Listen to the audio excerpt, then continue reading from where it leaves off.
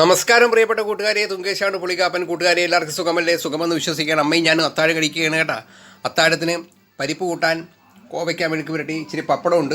അമ്മ കഞ്ഞിയും പപ്പടവും കോവയ്ക്ക മെഴുക്ക് പുരട്ടിയാണ് കഴിക്കുന്നത്.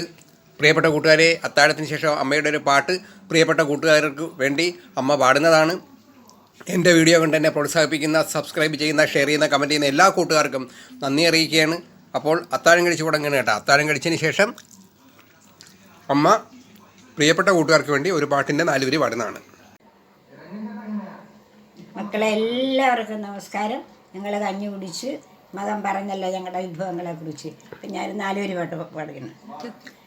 ചന്ദ്രകലാധരനെ കൺകുളിർക്കാൻ ദേവി പന്തടിച്ചാടുന്നു, ചാഞ്ചാടുന്നു, ചാഞ്ചാടുന്നു.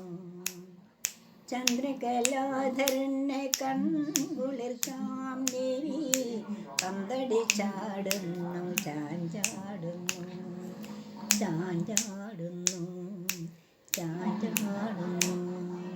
എല്ലാവർക്കും ശുഭരാത്രി.